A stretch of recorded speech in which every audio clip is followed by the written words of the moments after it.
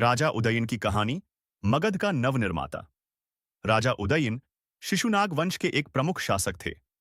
वे मगध साम्राज्य के ऐसे राजा माने जाते हैं जिन्होंने पाटलिपुत्र, आज का पटना, को मगध की नई राजधानी बनाकर इतिहास की दिशा बदल दी। प्रारंभिक जीवन और सिंहासनारोहण। उदयन राजा दर्शक के पुत्र माने जाते हैं। जब वे सिंहासन पर बैठे, तब मगध में राजनीतिक अस्थिरता थी और पड़ोसी राज्यों से खतरा बढ़ रहा था।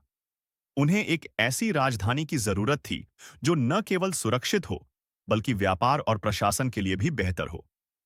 राजधानी का स्थानांतरण। उदयन ने पुराने राजधानी राजगृह की जगह पाटलिपुत्र को राजधानी बनाया।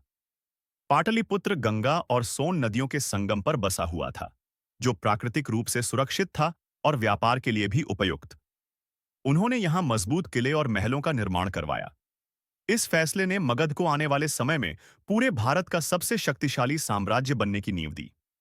युद्ध और विस्तार। उदयन ने पड़ोसी राज्यों, खासकर अवंतियों और कोसल के साथ संघर्ष किया। प्रारंभ में अवंतिराज प्रद्योत से उनका टकराव हुआ, लेकिन बाद में दोनों के बीच मित्रता हुई।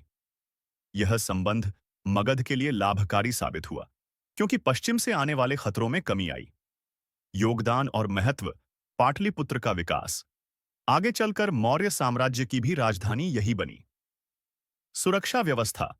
उन्होंने एक ऐसा किला बनवाया जो नदी से घिरा था, जिससे दुश्मनों के लिए प्रवेश कठिन हो गया। व्यापार का विस्तार। नदियों के किनारे बसने से व्यापार मार्गों पर नियंत्रण मजबूत हुआ। मृत्यु और उत्तराधिकार। इतिहासकारों के अनुसार उदयन की मृत्यु लगभग 5वीं शताब्दी ईसा पूर्व में हुई।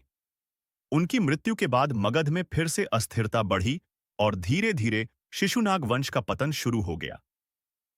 विरासत। राजा उदयन को आज भी एक दूरदर्शी शासक माना जाता है, जिसने पाटलिपुत्र को भारत के राजनीतिक नक्शे पर अमर बना दिया। उनकी राजधानी आज भी पटना के रूप में बसी हुई है।